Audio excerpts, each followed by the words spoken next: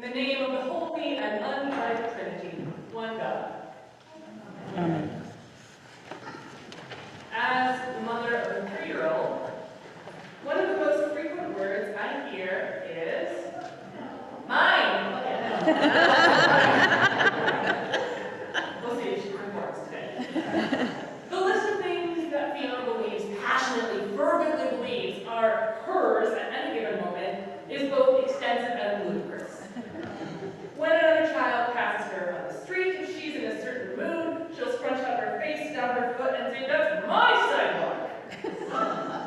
She has, at various times, proclaimed herself to be the owner of trees, restaurants, and memorably the sun.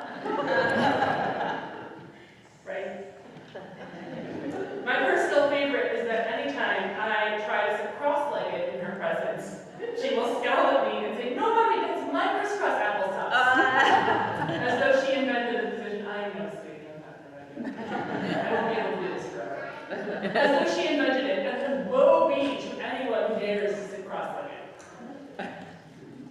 It is curious to me that the concept of ownership takes root at such a young age for us as humans. I mean, what does it really mean to own something when we dig deep?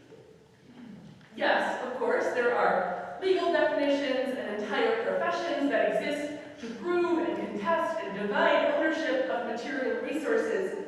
There are ownership contracts and documents galore, but none of that is what Fiona is interested in when she goes down a mine rabbit hole. Oh boy.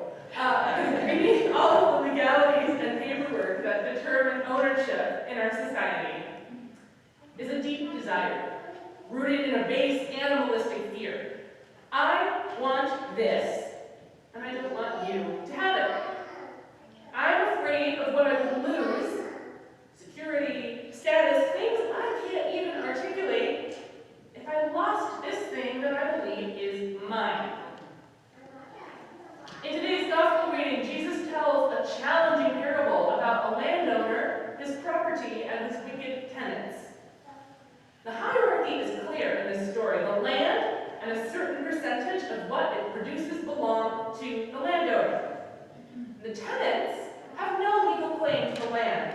To suggest that they do is about as sensible as saying that someone who rents an office suite in the Sears Tower owns the whole building. It just doesn't make sense. But the tenants become corrupted by the desire to possess what is not theirs.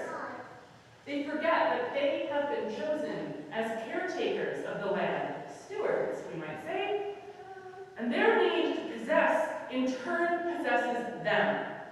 And they commit ghastly acts to try to retain their grasp on their stolen wealth, killing a series of messengers and finally the landowner's son. Well, this is quite a task for Stewardship Pickup Sunday, isn't it? Violence, greed, murder, what better way to inspire you to give generously, right? No, but seriously, there is something here. Because what Jesus is doing in this parable is questioning one of the most basic assumptions of our society. Namely, that what we own actually belongs to us. In fact, the moral of the parable seems to be that, in fact, nothing belongs to us at all. All that we have, all that we claim to possess, in actuality, belongs to God. And we are but the stewards. It goes without saying that this is a deeply challenging word from our God.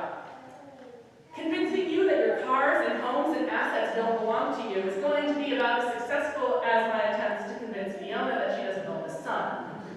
But before you all march out of here grumbling about your communist pressure, bear with me. Because if we look a little bit deeper, it turns out that ownership, in the way that we tend to see it in such black and white terms, is actually a lot greater than we think. Take home ownership. Even those of us who own our own homes often must take out what? Mortgage. A mortgage to be able to possess them. So does my house actually belong to me? Or is it actually owned by some faceless lending corporation that, oh, by the way, changes every year?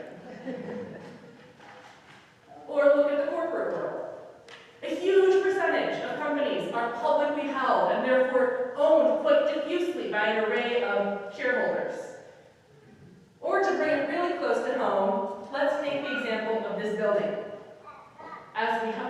this beloved structure does not belong to St. Lawrence at all. It belongs to the diocese, and it belongs to Libertyville Benefit Trust thanks to our mortgage. And then, in this country, there is the very real complicating layer that any land we think we own was, through our bloody history, actually stolen through conquest from the indigenous people who were here first. Ownership, it transpires, is a murkier concept than we would like. And maybe that's good news for us as we grapple with this difficult gospel passage and turn our attention to stewardship season in our congregation. Why?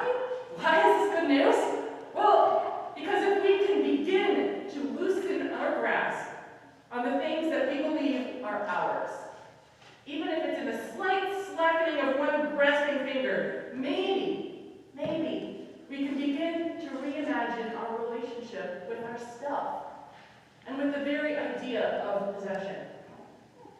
Maybe if we begin shifting from a mindset of mine to a framework of ours, we will find that when we open our hands and our hearts to generosity, we can release that grasping fear of not having enough into God's hands.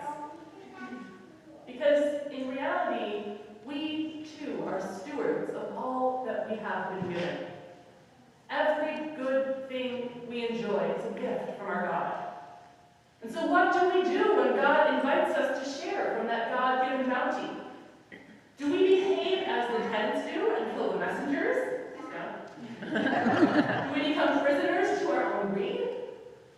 Or do we dare to be generous, opening our hearts and hands and resources so that mine becomes ours? Generosity requires an enormous amount of trust. There are few things more painful than taking the risk of generosity and then being taken advantage of. We all know this. We live in a world that is greedy and exploitative, and it is small wonder that we are cautious about what is precious to us.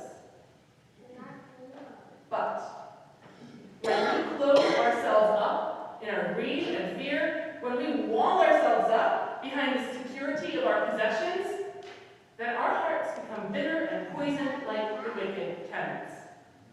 And friends, God does not want that for us. So to bring it back to stewardship. Yes, St. Lawrence needs your financial generosity. We will talk a lot about that in the coming weeks. But even more than that, I want to stress that my hope for all of us is that our acts of generosity, whatever shape they take, have the potential to break us open and transform us more and more into the people God longs for us to be. God cares about each of us as individuals deeply and passionately. And God also cares about us, about this collective and the many, many communities we intersect with. God cares about the health and well-being of all of us, and the way we get there is by releasing our grip on our possessions and daring to trust, even if it's just a little bit, in the abundance of our God.